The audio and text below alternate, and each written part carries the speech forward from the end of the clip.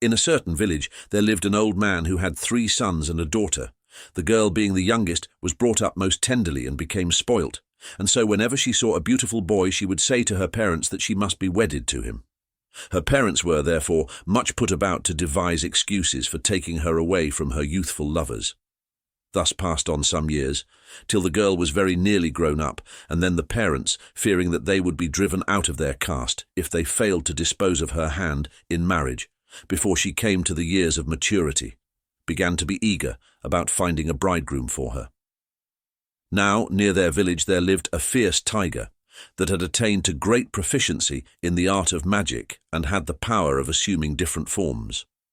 Having a great taste for man's food, the tiger used now and then to frequent shrines and other places of public refreshment in the shape of an old famished man in order to share the food prepared for the beggars. The tiger also wanted, if possible, a wife to take to the woods and there to make her cook his meals after her fashion. One day, when he was partaking of his meals in man-shape at a market, he heard the talk about the girl who was always falling in love with every beautiful boy. Said he to himself, "Praised be the face that I saw first this morning.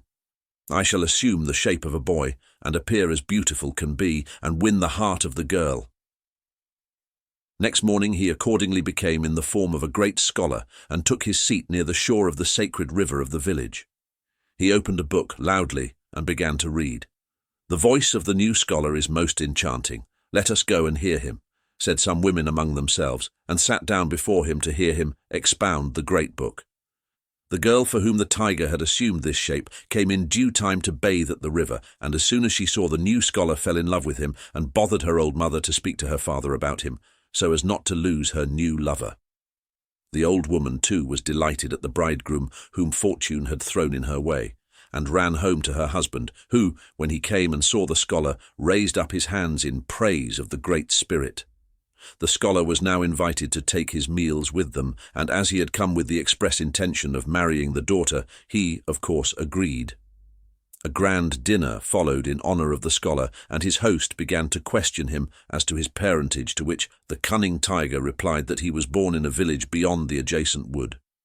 The man had no time to wait for further inquiries, and as the boy was very fair, he married his daughter to him the very next day. Feast followed for a month, during which time the bridegroom gave every satisfaction to his new relatives, who supposed him to be humanal the will. He also did full justice to the man dishes, and swallowed everything that was placed before him. After the first month was over, the tiger bridegroom bethought him of his accustomed prey, and hankered after his abode in the woods. A change of diet for a day or two is all very well, but to renounce his own proper food for more than a month was hard. So one day he said to his father-in-law, "I must go back soon to my old parents, for they will be pining at my absence. But why should we have to bear the double expense of my coming all the way here again to take my wife to my village? So if you will kindly let me take the girl with me, I shall take her to her future home and hand her over to her mother-in-law and see that she is well taken care of." The old man agreed to this and replied, "My dear son-in-law, you are her husband and she is yours, and we now send her with you, though it is like sending her into the wilderness with her eyes tied up. But as we take you to be everything to her," the mother of the bride shed tears at the idea of having to send her away, but nevertheless the very next day was fixed for the journey.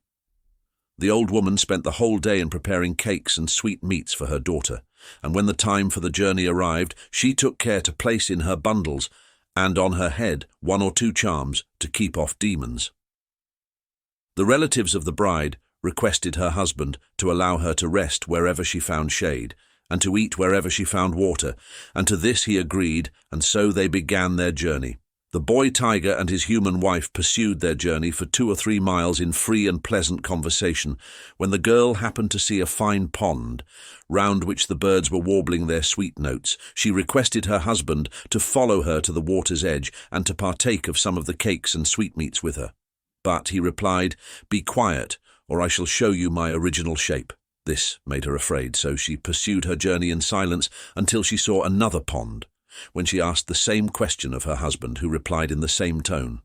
Now she was very hungry, and not liking her husband's tone, which she found had greatly changed ever since they had entered the woods, said to him, "Show me your original shape." No sooner were these words uttered than her husband's form changed from that of a man. 4 legs, striped skin, a long tail, and a tiger's face came over him suddenly, and, horror of horrors, a tiger and not a man stood before her. Nor were her fears stilled when the tiger in human voice began as follows. Know henceforth that I, your husband, am a tiger, this very tiger that now speaks to you. If you have any regard for your life, you must obey all my orders implicitly, for I can speak to you in human voice and understand what you say. In a couple of miles we shall reach my home, of which you will become the mistress. In the front of my house you will see 6 tubs, each of which you must fill up daily with some dish or other, cooked in your own way. I shall take care to supply you with all the provisions you want." So saying, the tiger slowly conducted her to his house.